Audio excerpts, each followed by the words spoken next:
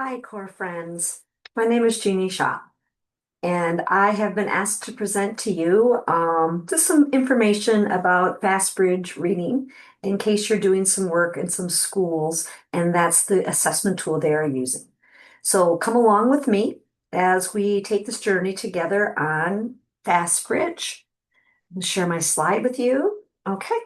So, again, my name is Jeannie Shaw, and let's go on this journey together. So, Fast Bridge overview. What is Fast Bridge? Well, it is a comprehensive, research-based assessment system. It supports universal screening, progress monitoring, and data-informed decision making. It assesses multiple domains, reading, math, and social emotional behavior. But as a consultant, you're just going to be looking at the reading data. Okay. And so it has a couple different assessment tools in there. So one, it utilizes the computer adaptive test, which we call CAT, and it also has a curriculum-based measure in the suite. Okay. It efficiently assesses student performance. Okay. So one type of assessment that you are going to run up into in school when they use Fastbridge is a tool called A Reading. So A Reading is an online assessment. It is multiple choice. It is adaptive. So the questions will increase or decrease depending upon the difficulty of the student performance. It takes anywhere between 20 and 30 minutes for the student to take. It will screen for reading risk and will predict a performance on a state test. What's really important to remember, consultants, is it's not a standards-based measure like star reading or MAP. It really is a broad adaptive reading screener designed to assess general reading proficiency and predict reading risk, not to measure mastery of specific grade level standards. So we don't have it aligned to standards. Okay, friends? The purpose of A reading is to screen all students 3 times a year. And you can use this system for progress monitoring throughout the year, allowing teachers to track students in developing of their foundational skills as well as comprehension and vocabulary skills. So you can see a typical CAT test looks like this. It is a universal screener progress monitoring tool for grades K through 12. It assesses concepts of print, phonological awareness, phonics and decoding, vocabulary, and comprehension, sentence level, and passage level. Again, as I said earlier, it is computer adaptive, meaning the questions will adjust based on the student responses. If the student answers correctly, the test will present more challenging questions, and if they answer incorrectly, the easier questions will go. The adaptive nature allows the assessment to provide a more accurate measure of the student's current reading ability. So focus areas, as I said earlier, it'll assess comprehension by asking students to read passages at the sentence and passage level in a variety of genres and difficulty to match students' ability. And we'll also have a measure of vocabulary, including understanding words and context. It's suitable for students in grades K through 8, making it a useful tool for both early elementary and middle school. It's designed to be sensitive to the developmental stages of reading and making it a good fit for tracking growth in literacy skills, not standards, over time. So teachers will get immediate feedback. There'll be real-time data on student performance. Teachers will get reports to show students' percentile rank, growth, and proficiency level. Reports will help guide instructional decisions and identify students who may be at risk for reading difficulties. Again, the results are aligned to national norms, so teachers can compare student performance across the country in that same peer group, okay?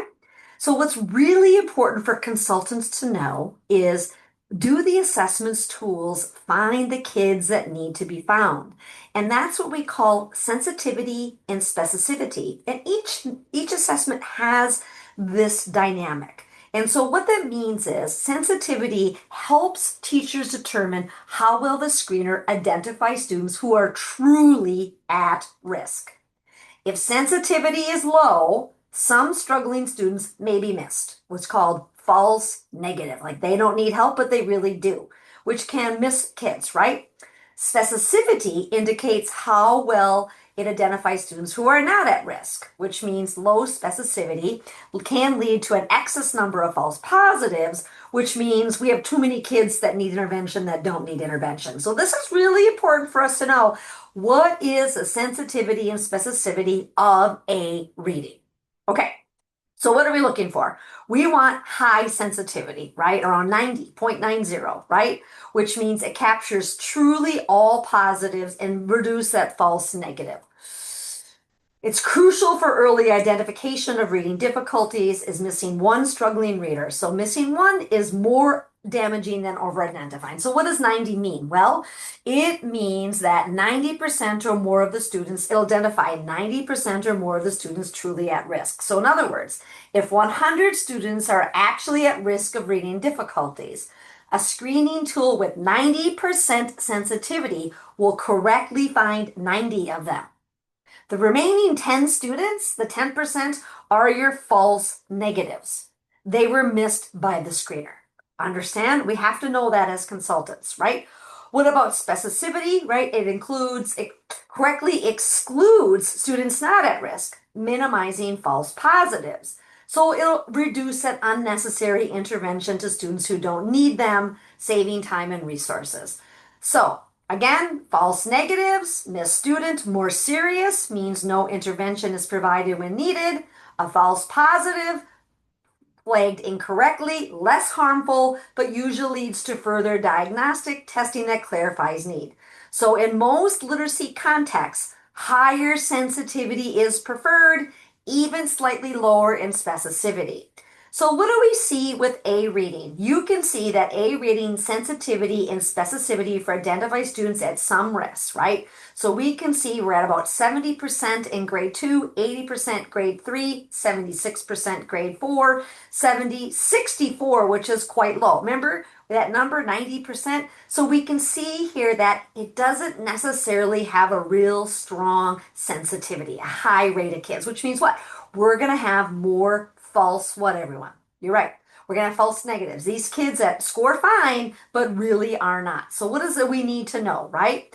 We need to make sure, and I'm going to plan this on the bottom, that if a student scores below the 40th percentile, especially in grades K through 3, we need to follow up with more specific skill assessments like phonics our fluency check. So what that means is because of that low specificity rate in the earlier grades, we have to increase our cut scores. So as a consultant, you want to tell teachers and leaders, hey, we have to have a cut score at around 40% if we're going to find all the kids that we need to find. And then we have to have this robust system underneath, okay?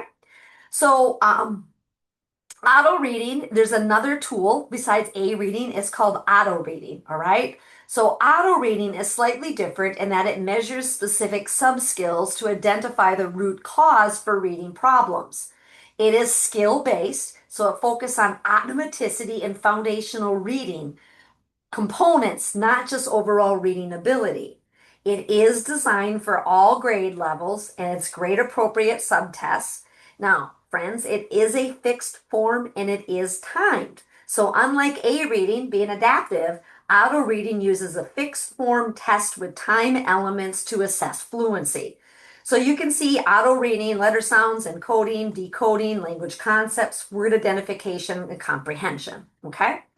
So it is ideal tool to use for tier 2, tier 3, because it really gets at those foundational skills. There is a progress monitoring component within it, so you can see growth over time to see if the target instruction is working. It does complement really well it does complement an ORF or a reading. Alongside other Fastbridge tools for full picture, auto reading tells why a student may struggle. That's the difference. Why a student may struggle. It's not a screener alone, so it's best used if the universal screening in an ORF or A reading is used. Okay, so it complements others. You get immediate data and does support that data-driven instruction. So what's the sensitivity and specificity of auto rating? So again, you can see quite low numbers here in second grade, right? If we're looking at, we want that 90, that 0.80 to 0.90 sensitivity, it's pretty low, right? And then if you look at grade 6, it's also quite low, which means we want to make sure that we have a higher cut score so we don't have kids that we're missing, okay? So what do we need to know as consultants, right?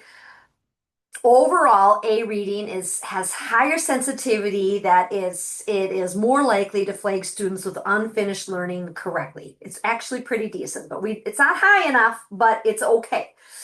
So specificity is moderate, so some students may be identified at risk even if they aren't. So the recommended cut score should be again around that 40th to 45th percentile, right? So we got to increase our cut score to find all those kids. Then we want to follow up with a phonics survey to inform intervention instruction. So again, that cut score, we want to go in as consultants, say we need a cut score about 40%, and we need to have a robust phonics survey to figure out where the kids are at. And this should be a partner along with what? An ORF measure, okay? So Fastbridge does have an ORF measure in it. It measures, again, how students read aloud fluently, accurately with comprehension. Grade 1 focuses on recognizing letters, words, and context, eventually transitioning to simple sentence and passages. Grades 2 and 3 focuses on short grade level passages with increasing fluency and comprehension. And then, of course, grades 4 through 8, which you'd expect in the ORF. Okay, so nothing new there. So if we look at kindergarten, what does Fastbridge measure? Letter names, letter sounds, onsets, word rhyming, word blending, word segmenting, decodable words, sight words, and sentence reading. First grade, same thing as you can see, but the big difference here, we have nonsense word reading and an ORF measure where they're actually getting into those passages. So you can see in Fastbridge, they do not do any kind of passage reading in kindergarten. Second through eighth grade, passage reading of grade level narrative or expository passage.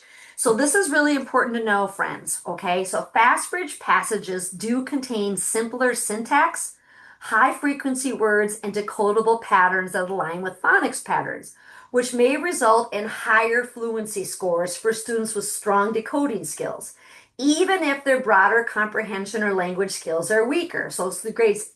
Now, compare that to Acadians, friends.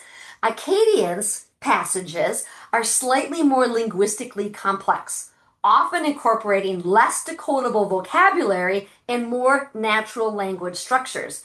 The passages are more reflective of authentic text complexity and academic language, especially in grades 2 and above.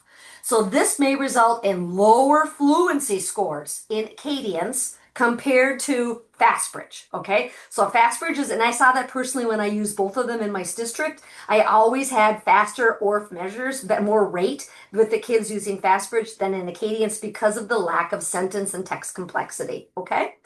Important to know. So again, if you look at the sensitivity and specificity, what do we see, friends? Around, it's not real strong in first grade, right? It's again, sixth grade, it's a little stronger. So what does that mean? We have to have that cut score at about a 40th to 41st percentile. So again, the true positive rate, according to sensitivity, strong performance in grades 4 through 6, but moderate in grade 1. So consultant friends, what are we doing? Higher cut scores, right? We have to find those kids in grade 1. We got to know that the sensitivity is not strong enough. And so what are we going to have? We only want to have true positive kids that really need intervention. So because the sensitivity is low, we're going to miss kids if we don't raise that cut score, okay?